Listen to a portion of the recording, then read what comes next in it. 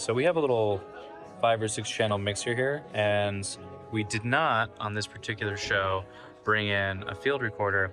And the reason we didn't is because we actually took our headphone out here, and we took it to a 1/4 inch to an XLR, and then an XLR to a Mini XLR to the side of our Cinema 6K.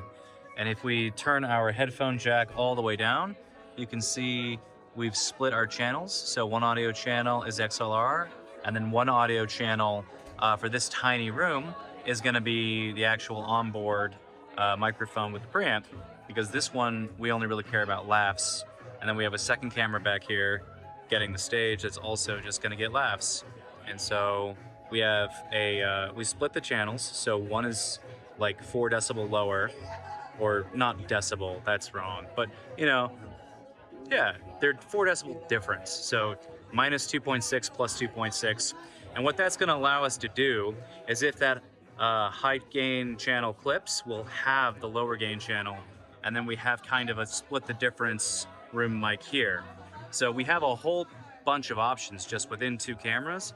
But this is actually one of the reasons why it's nice to have something more secure and more balanced than just a 3.5 millimeter aux cable. So yeah, this is how we're doing audio on this little DIY show here in Chicago tonight. Now we're going to take the footage and we're actually going to do the work with it.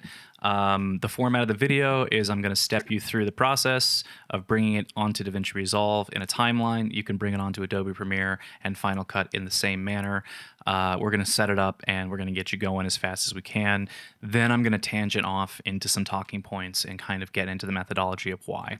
So we have our media here. This is my card. This is my CFast Express Type B. We bring it down, drag it down. It's already in here. We'll come over here to the edit page, and this is showing a different version, but there it is in the upper left here. We'll grab our footage. We'll bring it in. Now I'm going to step by step through it, and then we're going to go into it. So this is your footage. And right now, if we play it. It's like an unpaid internship the way I transport from place to place. Okay, so you've got a female comic being way louder than the audience, but the audience is recorded. So what we're going to do is we're going to have audio input 1. We're going to move this and we're going to change the track by right-clicking. We're going to change the track type to mono. We're going to use track 2, so we're also going to change it to mono. Then we're going to make sure that the snap tool is on. It should be on by default, so it highlights the whole thing. We're going to right-click. That should let us hit link clips. Now we're ready to separate these 2 tracks.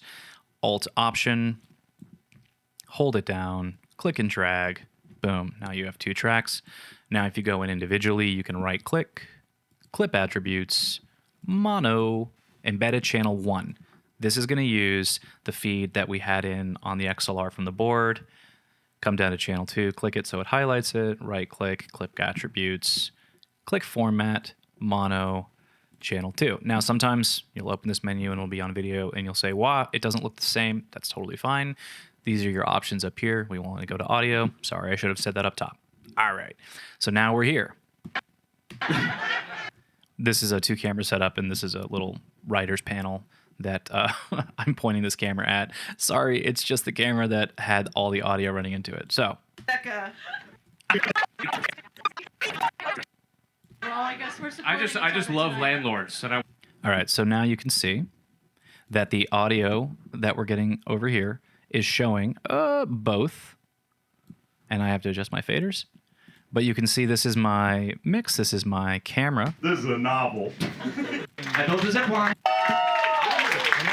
There's your audience. You can hear them all. You're not even writing jokes. See them succeed. Okay, well, I guess we're I just love landlords, and I want to see them succeed. Now, with this audio set up the same way, it doesn't quite sound right. Don't worry. Here we go. The first thing we're going to do is we're going to bring this down by clicking this line. Sometimes it's hard to see. Sometimes it's easy to see. But you'll know you're over it because your mouse will do the little up arrow, down arrow. I had given myself a ton of headroom on the board, so that's why it's so much smaller. And I'm going to go ahead and raise it. Now we're going to get these to about the same, but what we want to see is we want to see our comics they're going to be between like 10 and 5. They'll drop down, they'll get louder, they'll get higher. But where I want them to live is like this. Let me revise that. -5, about -15. I want them to be, when they're speaking, they're clearly audible, but the audience isn't, right? I want the audience to only be audible when there's a laugh, when there's a good moment, when they come in, and when they're supposed to be heard. So. Chris, you're not even writing jokes. You're just letting everyone promote their shows. What? Okay, well, I guess As we can see. I just love landlords, and I want to see them succeed. Okay. I didn't either, and I regret everything I've done to promote it. All right, so I'm going to just juice it up a little bit and make it stand out a little bit. Okay, I feel bad for outing him. He is my There we All friend. right, you guys ready for your next swap? Yes. All right, next up to the stage, give it up for Jessica Mance and Quinn James. And now you can see as the audio from the audience kicks up, it overtakes, and that's totally fine. Audio is a very dynamic thing. We just want to set ourselves up in this example so that it can sound reasonably good. Now, there are a few more things we're going to flip over. We're 2 minutes away from being done. We want to set up our EQ. If you, I think, just click on it. Nope, it's a double click. Perfect. And turn that off. Double click on this, turn this off, and then double click on this. These are all your expanded windows. Here's the version of this sort of untreated. Yes. All right, next up to the stage, give it up for Jessica Mance and Quinn James.